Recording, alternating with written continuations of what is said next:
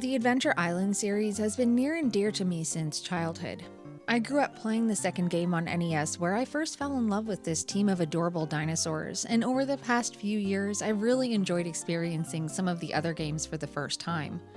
Adventure Island 3 and Super Adventure Island bring some challenging platforming fun to the table and are great in their own rights, but the one that stood out to me and rose to the top as my favorite was Adventure Island 4 for Famicom. It departed completely from left to right level design and introduced a distinctive adventure centered around gated exploration with thoughtful execution.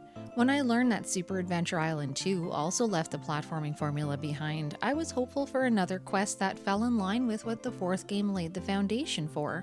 On the surface, it looked like a side-scrolling action-adventure, maybe with some RPG elements. I love that game style, and there was no way that I could stay away for too long. Super Adventure Island 2's opening sequence tells the story of the newlyweds Master Higgins and Tina on their way to their honeymoon on a terrible raft in the middle of the ocean. Out of nowhere, they encounter some bad weather that tears their vessel apart, and they both find themselves stranded in separate places with amnesia. Tina lucks out and ends up in the good graces of a king in a nearby land, but she's kidnapped by a giant bird before she can tie the knot with him and become his queen. Master Higgins hears her scream as she's carried off, feeling moved by her voice but not fully realizing who she is. He's nonetheless drawn to her and sets out on yet another quest to save the girl of his dreams. You once again assume the role of Master Higgins, and the king that your wife was about to marry sets you up with a pitiful amount of money before you head out to start looking for Tina.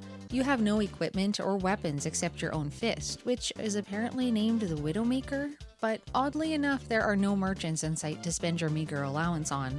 With the exception of one small shop that only opens up much later on, all equipment is found in chests on the islands you visit. A few of them have their own special attributes, like being better or worse in specific climates or against the enemies that you'd come across in those places, but there weren't any strength or defense stats to fret over. There's a set of ultimate equipment up for grabs as well, but it's so far out of reach for the average player that it isn't even funny. I'll talk more about that in the casino later on, but one thing that Super Adventure Island 2 did right was something that doesn't happen enough in games. When I switched between different equipment, Master Higgins' appearance also changed. I love when these details are included, even if the outcomes are weird mustache-less versions of the Mario Brothers. In terms of progression, most of the overworld is closed off to you when the game begins. After a thorough search of the first available island level, you'll come across an elemental stone that corresponds to a gate on the overworld that blocks your way. Once it's opened up, you'll go off to a new island and continue through this repetitive set of motions again and again to eventually access all corners of the map. As far as I understand, there's no backstory explaining why parts of the world are shuttered off from others. Having to unlock new areas by lowering gates that are just there for the sake of being there felt like a very lazy way to design things, and it would have been nice if there was a story tie-in, like if the giant bird that made off with Tina suddenly erected a bunch of stone gates to prevent her rescuer from finding her. Anything at all would have been plenty, but instead we're stuck hunting down a bunch of MacGuffins rather than having a meaningful way to push the plot forward. Opening the gates is too large a focus to tack on as an afterthought like this. Because the order that you find the stones is imposed through the gate barriers, the game's flow is extremely linear with no way to play areas outside of the general intended sequence. Once you know where to find everything, the replay value significantly decreases. For a first-time playthrough though, the islands that you visit are not just a one-and-done experience. Despite the seemingly small overworld, the playtime is considerably lengthened by the staggering amount of backtracking you'll need to do. There are a few tools and a small set of learned abilities like the up and down jabs that get you into previously off-limits portions of stages. I liked this a lot, but unlike other examples where there's a bit of creative thinking or puzzling around when and where to use your skills, Super Adventure Island 2 makes it painfully obvious. They even give you a small tutorial on how to use them after they're purchased. Would I rather wander around aimlessly for hours trying to see if a small crevice can be accessed with bombs like I had to do in the Metroid games? Not necessarily, but this was too far in the other direction. I felt spoon-fed and any semblance of problem solving was stripped away.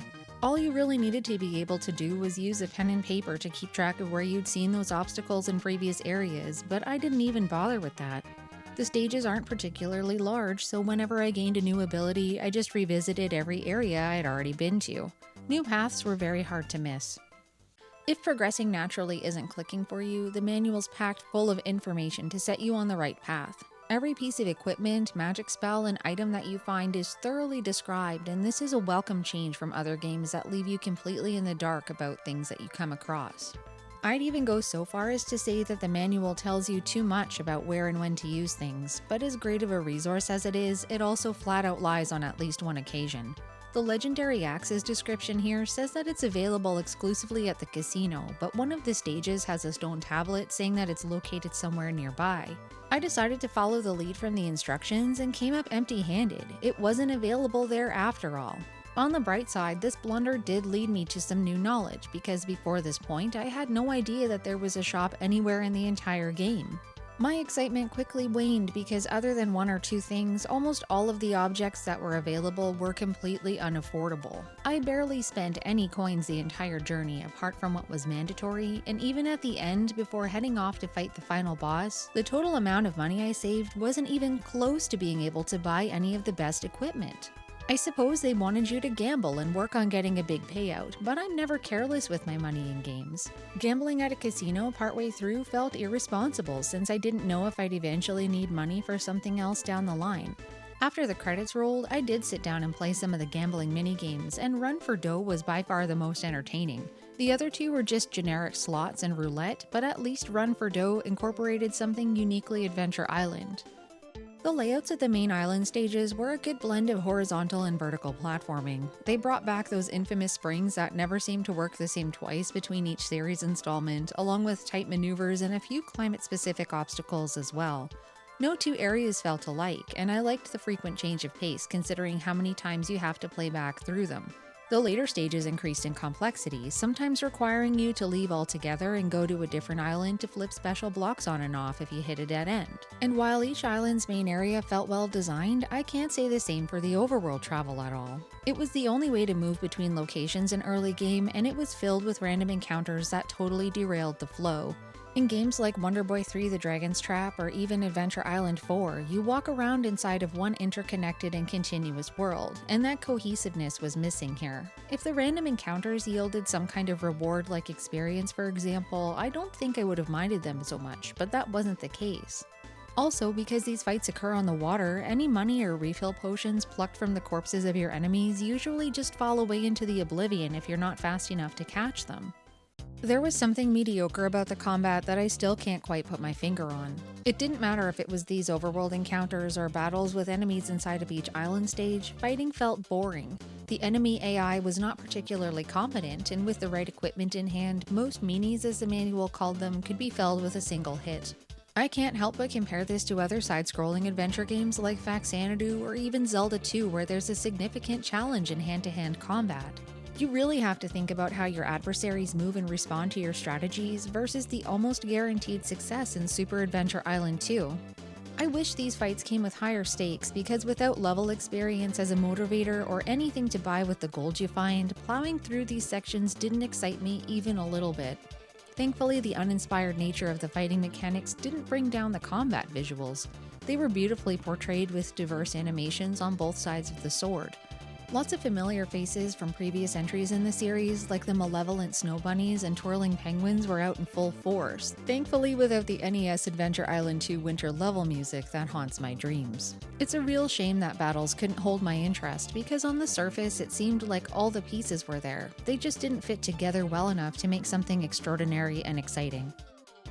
In true RPG fashion, magic was also a feature. This was a promising pathway to some much-needed battle variety, but the available offensive spells were underwhelming at best. There weren't too many to use, and the few times I did try them out, they didn't make much of a dent in anything nearby. The recovery spell was also a bit of a joke. It has a low MP cost, but it barely qualifies as a health refill spell. One use only gets you half a heart back, but on the plus side, you get some frames of invincibility while you're casting, which can be helpful in a pinch since things around you don't stop moving. This really helped me out in boss fights. Because recovery costs so little, I set it as my default magic because of one issue that kept coming up. Magic use is assigned to a button on the controller rather than being accessed through a menu, and being a person who can't keep SNES controls straight, I use spells by accident too many times to count.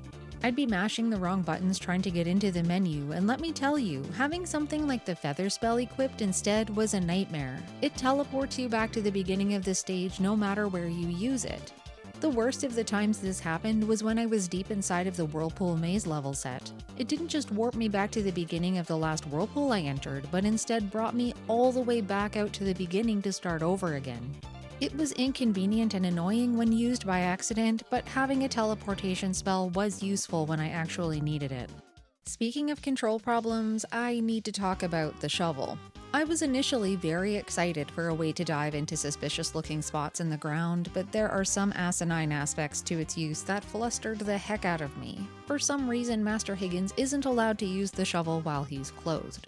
The person that you get it from straight up tells you that he must take off all of his equipment to use it, and this was bothersome for a few reasons. First, you had to equip the shovel pretty often, and switching between weapons was deep in the menu options. They had 4 buttons that they could have assigned equipment swapping to, since Start, Select, L, and R did absolutely nothing otherwise. It was tedious to have to struggle with the menu every time. Secondly, when you're in shovel mode and down to your grass skirt, you're much more vulnerable to attack. The shovel's also a pitiful weapon with a very short range, and while it's nice that they made it double as one at all, it's a lot weaker than the other implements you have at your disposal. When removing his clothes to use the shovel, Master Higgins also apparently removes his brain from his head because he forgets how to do basic things like walk upright, climb ropes or vines, open chests, or do anything really. He can only dig and attack, and I audibly groaned every time I'd come up to a portion of a level where they incorporated digging not as a tool for discovery, but as a means to simply move through a section of the stage.